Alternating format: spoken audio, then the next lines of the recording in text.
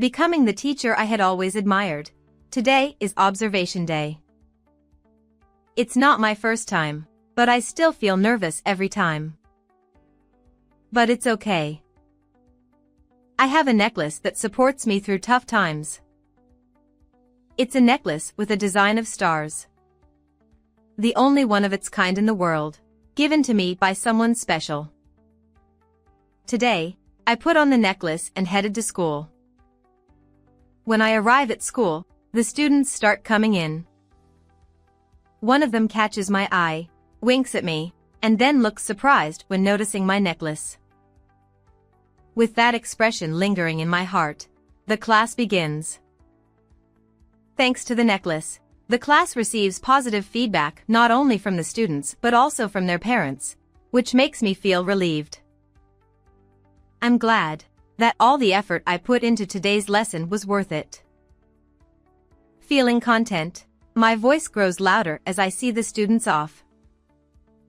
As the class ends, someone suddenly speaks to me. This is matching, isn't it? Huh? Surprised, I looked at her necklace. There, I see the same star necklace as mine. Goodbye, Miss Hannah. Goodbye. Be careful on your way home. I watch the students energetically running off with backpacks that seem to be more than half their size. I see this scene 5 days a week, yet it never fails to dazzle me so much that I can't help but squint. A few years ago, I achieved my long-held goal of becoming a teacher. Every day is a new experience for a novice teacher. I handle my homeroom class and, even after several years, I'm constantly busy with things I still don't fully understand. However, what brings me the greatest joy is being able to connect with each student individually. As the day of the class observation approaches in a few days, I find myself lost in thought. It's not my first observation day, but I still feel nervous each time and can't calm my anxious feelings since morning. Standing in front of the students' parents, I decided to wear a slightly more formal suit that day. If I wanted to match the necklace, maybe a lighter shade would have been better. I mutter to myself as I spin around in front of the mirror. I have one precious treasure. It's a star necklace. When I wear this necklace during times of unrest, it helps dispel my anxiety. With this necklace on, I'm sure everything will be fine.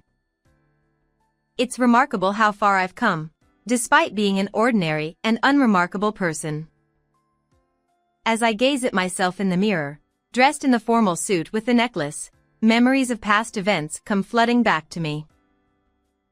I was raised in an orphanage. I have no memories of my parents and don't even remember their faces. Among the other children I lived with in the orphanage, some would occasionally go on overnight stays somewhere. I didn't know if they were with their parents or relatives, but some of them would receive presents on their birthdays or at Christmas. At the time, it seemed like nothing special, but looking back now, I think I felt a mix of envy and a little loneliness. I didn't have anywhere to stay overnight or anyone to send me anything. I had nothing special to boast about or be good at. I didn't have anything to be a source of emotional support for me. I felt like I had nothing, no one, so I closed my heart off and always spent my time alone, away from everyone else. My expression must have been dark, making it difficult for others to approach me. However, there was one girl who always reached out to me. Her name was Aiden, an energetic girl who looked great with her short haircut. I heard that Aiden, like me, had no parents or relatives, but unlike me, she was always surrounded by friends and was bright and kind. Hannah, let's play together.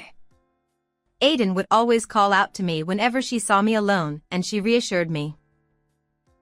It's okay, don't worry. Even though Aiden spoke to me, I couldn't respond well. Despite our similar circumstances, I couldn't bring myself to be as open and outgoing as she was. Nevertheless, Aiden never seemed bothered by this and continued to talk to me many times. It didn't take long for me to open up to her. As I started playing with her, I was able to find my place in the life of the orphanage.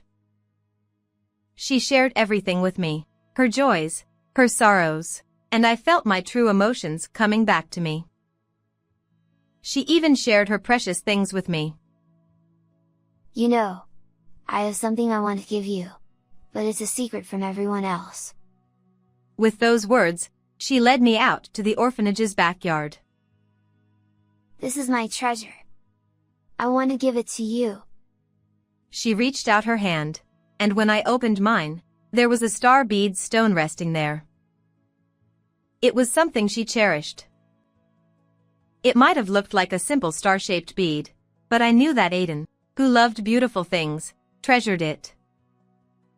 Under the bright summer sun, sparkling, I gazed at it intently and asked, "Why are you giving me something so precious to you? Are you sure I can have it?" She hesitated for a moment, then looked at my face and said, You know, Hannah, they found someone to be my foster parent. I'll be leaving the facility before you. I was speechless at this sudden news. Are you going to a foster family?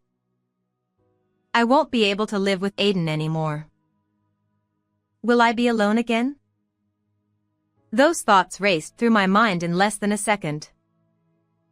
I must have had a stiff expression on my face. While she was looking at my face like that, she continued, If I'm gone, you might get lonely. She took my hand and placed the star-shaped beads in it. So, I'm giving you my treasure. Because it's me. Since I'm always with you, Hannah, you'll be okay. Stay strong. I held on to the star-shaped beads while crying. My body trembled at the thought of someone caring so much about me in this world. And my body trembled at the thought of losing such a caring best friend. I wanted to accept her kind feelings. I strongly felt that I had to accept them and do my best. For the first time, I felt an overflowing trust in my heart, and I couldn't stop crying. Thank you, I'll be okay knowing this feeling. Aiden, thank you, thank you. Be happy. I repeated those words over and over again as I cried. I remember her also nodding and smiling through her tears. After a while, Aiden journeyed from the orphanage to her foster home. It was a refreshing autumn day, yet my heart felt as if a chilly wind was blowing through it. The days without Aiden became lonely. But I had the star-shaped beads. She was always with me through these beads, allowing me to maintain some semblance of normalcy in my life. There were many things I looked forward to, one of which was the events held occasionally at the orphanage. These were community-driven events like table tennis classes and cooking workshops. The first event after her departure was a jewelry-making class. Each time, a volunteer teacher would come to the class. The women who came to the jewelry class were very kind, and I affectionately called one of them Mrs. Emma and admired her greatly. Sensei Emma, a skilled housewife who made jewelry as a hobby, was a wonderful teacher, although I understand that now as an adult. At the time, she seemed like an impressive teacher to me. I made a bold request to Mrs. Emma. I wanted to turn the star-shaped beads, my precious treasure from Aidini, into a necklace. I wanted to wear this memorable star-shaped bead, filled with her heartfelt wishes for my well-being, to lift my spirits whenever I wore it. I earnestly conveyed these feelings to Mrs. Emma while showing her the star-shaped ornament. She listened attentively to my story and thought for a while. Hannah, first of all, these star-shaped beads are quite intricate, aren't they? Normally, turning them into jewelry would be challenging. Does that mean it's impossible? Feeling sad, tears welled up in my eyes. She gently smiled and shook her head. No, there's a way. She took the star-shaped beads from my hand and gently placed them on her palm. These star-shaped ornaments hold precious memories for you. I want to help make your wish to always carry these memories with you come true. It will be a bit challenging, but do you think you can handle it? Overjoyed by her words, I jumped up. Please teach me. I'll do my best. First, thread the star-shaped beads onto the chain. In this way, Mrs. Emma taught me an advanced processing method that isn't commonly done, especially for someone as young as I was. It required patience and meticulous work over time. After hearing the explanation and expressing my determination to proceed, she nodded in agreement. Well then, Hannah, let's work hard together. She listened attentively as I earnestly explained what I wanted to achieve. She guided me through what was necessary and how to attach the slide holes, making me think through each step and ensuring I understood. As I desperately worked on making the handmade necklace, I began to feel the joy of being taught and the pleasure of learning. She taught me with a serious expression, never showing a hint of annoyance. After a long time, the necklace was completed. The stars on the necklace seemed to shine happily. Hannah, you did a great job to the end. I'm sure your friend will be delighted too. Seeing my completed necklace, she was as delighted as if it were her accomplishment. It was the first time I had met an adult like that. I wanted to become an adult like her. I wanted to become an adult who could be approached by children in this way. I wanted to become a teacher who could teach children like Mrs. Emma. This experience led me to aspire to become a teacher. Today is Observation Day. I am wearing that necklace close to my heart again today. This necklace has been with me on many important occasions throughout my life.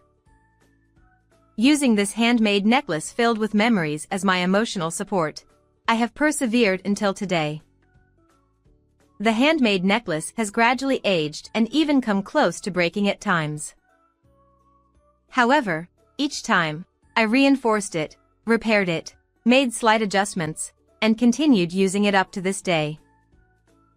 The methods of reinforcement and repair were not my ideas. They were taught to me by Mrs. Emma. When she taught me how to make the necklace, she didn't just teach me how to craft accessories. She also taught me maintenance and repair methods that I would need in the future. She prepared me with the means to overcome difficulties on my own if they were to arise in the future. Mrs. Emma's guidance, where she imagines and involves herself in her students' lives far beyond, is the ideal of an educator in my opinion. As a teacher, I vowed to never forget this ideal. Observation Day in the classroom carries a different kind of tension. During my first observation day as a teacher, I was so nervous that I couldn't even look at the parents of the students. Now, I can calmly survey the surroundings and recognize many familiar faces. I wonder if I'm starting to get used to this. No, maybe it's also thanks to Aiden's necklace, I thought to myself as I looked around the classroom. As I surveyed the room, I noticed a person among the adults standing at the back whom I had never seen before. Could that be Josh's grandmother? John is a lively boy in the class I teach who talks to me every day. I remembered something he had said recently. Hey, you know what?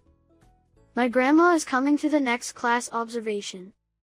Mom and Dad couldn't come because they had to work, and I was feeling lonely. But since Grandma is coming, I'm going to do my best.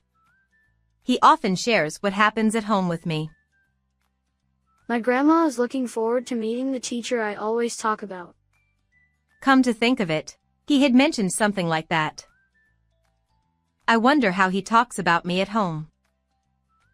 Oh, Really? Then let's work hard in math so you can shine. I replied, and he made a displeased face. But then he quickly straightened his expression and said determinedly, I want to show Grandma my good side. After that, he tackled his weak subject of math diligently, studying hard with his textbook. As I was recalling this, our eyes met, mine at the front of the classroom and John's grandmother's in the back. He smiled kindly and winked at me. Then, her gaze shifted to my necklace, and she appeared slightly surprised. I was curious about her expression, but it was observation day and I couldn't engage in conversation, so I just returned her smile and continued. Goodbye, teacher. See you tomorrow. Today being observation day, school ended with this. Students and parents exchanged greetings as they left the classroom. Thanks to the necklace, I felt relieved that the class received positive feedback from both students and parents. I was glad that the effort I put into today's lesson paid off. Feeling content, my voice grew unintentionally louder as I saw the last student off and stepped into the hallway. There, I noticed John's grandmother standing alone in the hallway. It seemed she had been waiting for me to come out. I believe you're John's grandmother. Thank you for coming today. I approached her and spoke. Miss Hannah, thank you for always taking care of John. She smiled as she looked at my necklace. Our necklaces match, don't they? Huh? During the observation, I had been too nervous to look closely at her, so I was surprised and took another look at the brooch on her chest. There was a handmade necklace. It's unusual to see star-shaped beads made into a necklace. I was impressed because I had never seen a handmade necklace with star-shaped beads other than mine, and I stared at it closely. It was carefully crafted to secure the stars in place. It seemed to have the same construction as my necklace, but hers was undoubtedly several steps above mine in skill and was a wonderful piece of work. What happened to this necklace? It's the first time I've seen a star necklace other than mine, John's grandmother said, gazing at the necklace. For some reason, her voice was soothing, with a softness that felt familiar. This necklace is made from memories with my best friend's family, turned into jewelry. She explained. Did you make it yourself? I couldn't hide my surprise upon hearing that she had crafted it. May I share the story of my best friend with you? She had a close friend whom she trusted deeply. Her friend had always wanted children but couldn't conceive due to health reasons. Refusing to give up, they finally adopted a child from an orphanage. The adoptive family and the child developed a wonderful relationship and became a truly happy family, just like their own. However, tragically, they were all killed in a large fire. When she rushed to her friend's home, everything had already burnt down, leaving nothing behind. She searched through the ashes hoping to find something left by her friend's family and discovered only the charred stars. She brought them back and turned them into this necklace. As I listened to her story, my heart raced, and my legs began to tremble. The quiet tale she shared with me left me deeply shaken. A handmade necklace with stars. Yes. The girl my friend raised as an adoptive parent loved making handmade accessories. She showed me some of her creations. She replied. Aiden. At the certainty in my voice, she looked up. With trembling lips, I told her about Aiden, about how I grew up in an orphanage, and about the beautiful star ornament that she cherished. I explained how I had relied on that star ornament she gave me to keep going. Was she gone? The shock was overwhelming for me, who had always hoped to meet her somewhere again someday. Unable to contain myself, tears overflowed from my eyes. It must be her. This necklace. It's handmade. I learned from a volunteer teacher. Suddenly, I looked at the necklace of the woman in front of me. Could it be Mrs. Emma? It was indeed her. I realized that John's grandmother was Mrs. Emma. Strangely, despite not noticing until now, her gentle voice and direct gaze remained unchanged. Hannah. You're still the same Hannah from back then, she said, also shedding tears. Your friend's adopted child was indeed named Aiden. The place where Aiden went as an adopted child was Emma's friend's home. I once again realized that Aiden was no longer in this world. Mrs. Emma said that the memento from her friend's family was only the star-shaped beads that Aiden cherished. The necklace around my neck also became the sole memento of Aiden. Aiden's stars, always supporting me, even today. Yet, she was no longer in this world. I couldn't believe it, and I didn't want to believe it. Tears uncontrollably overflowed from my eyes, unable to stop. Mrs. Emma gently wiped my tears with a handkerchief and said, Hannah. I, too, was deeply saddened by the loss of my friend's family, and my heart was almost broken. But at that time, there was something that supported me. Saying this, she wiped my tears and then held my hands with both of hers. Hannah, it was you. Your presence supported me. I was surprised, staring at her face. My tears stopped with surprise, and the last drop trickled down my cheek. Why was I, who had only learned accessory making from her years ago, supporting her? She looked into the distance for a moment and then spoke about that time. She and her friend had been close since they were young, discussing things like wanting children and deciding to adopt. Even after Aiden came to her friend's family, they continued to consult with each other. They rejoiced together in the days when her friend raised Aiden with love like her own child and built a happy family. For Mrs. Emma, who had witnessed her friend's efforts and happiness, accepting the loss of her friend's family was unbearable, leading to days of despair. At such times, I remembered Hannah, whom I met at the accessory making class at the children's facility as a volunteer. I appealed to her that day, expressing my desire to always be with the star-shaped beads, my one precious memory, which I had while living in the orphanage. Remembering your earnest attempt to challenge the difficult task of processing accessories and your determination to be with your precious memories, Mrs. Emma said, turning her gaze towards me, her eyes full of tears as she smiled. Remembering your earnest efforts, I was able to overcome the separation from my friend, she said, recalling each word I had appealed to her. She mentioned that she felt the same desire to preserve cherished memories, whether or not the star-shaped beads I had and the ones she found were from the same owner. Afterward, she carefully polished the star-shaped beads she found in the burnt ruins and painstakingly crafted them into a necklace over time. Just like me, with the single-minded desire to always be with the memories of her friend. She also mentioned that during difficult times, she wore the star necklace. It seems that she had been living with the help of the star necklace throughout her life. I was greatly surprised to realize that I had continued to exist within Mrs. Emma. The day I met Mrs. Emma was a special day for me, marking the beginning of my goal to become a teacher and the day she became the ideal teacher in my heart.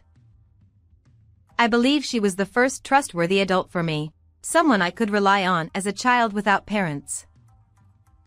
The encounter with her, guided by Aiden and her memories, has continued to support me throughout my life. Mrs. Emma, it's the other way around. It's been me who's been supported by you. I couldn't contain my overflowing emotions and grabbed her hand, shouting, Hannah. I shared with her all the feelings I had for her from the day we made the necklace together, along with everything that happened until I became a teacher. The events of that day have been the support for your life. She had a very surprised expression. We realized that our mutual existence had supported each other. Mrs. Emma closed her eyes for a moment, took a small deep breath, and then slowly looked at my face. She reached out and gently touched my necklace. Aiden gave you these star-shaped beads so that you wouldn't just stay sad, Hannah, but keep moving forward, she said softly. Then she let go of my necklace and gently touched the necklace around her neck. Aiden wanted me to keep moving forward too, not just stay in sorrow. That's why she left this star pendant in the ashes of the fire, for me, in place of my friend, she explained.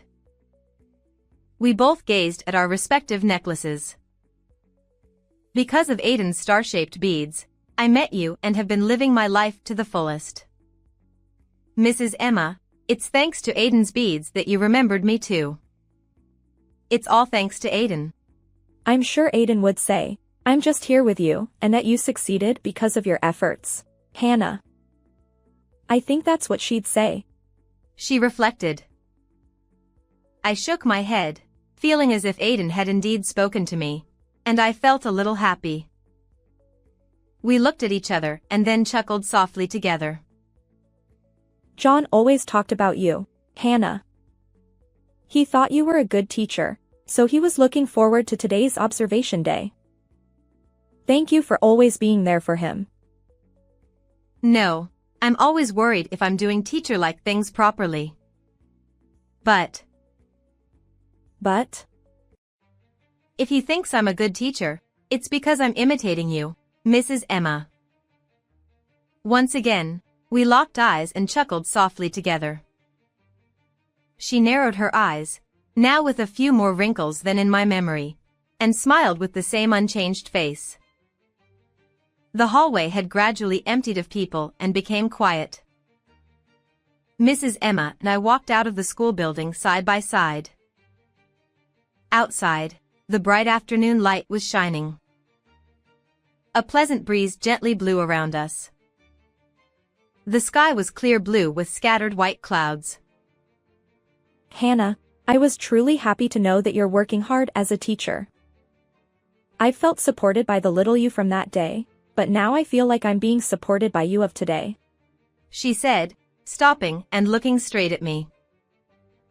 Mrs. Emma, you have been and will always be the ideal teacher for me. Thank you for showing me the way forward. She then stepped forward and put her arm around my shoulder. I reciprocated by gently hugging her back. I'll see you at the school gate. We then parted and walked side by side towards the school gate.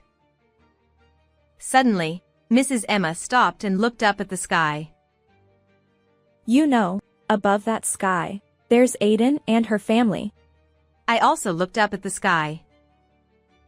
I still can't believe that Aiden is no longer in this world, and it's truly sad. But that's only because I didn't know. Even when Aiden was alive and even after her physical presence left this world, she was always supporting me. That's the incredible power of her feelings and memories, which remain unwavering no matter what. What an amazing strength. Moreover, the fact that she has been supporting me unknowingly supported Mrs. Emma as well. Just how powerful is that? Aiden is truly incredible. I believe that Aiden will continue to watch over me, and so will her dear family member. I wonder if Aiden is watching us now, seeing us getting along and smiling. I feel like she's saying, don't be lonely. When thinking of the deceased, it's said that flowers rain down in the afterlife. I wonder if right now, there's a downpour of flowers where they are. I hope so. Thank you, Aiden. I'll keep doing my best from now on. It's going to be okay.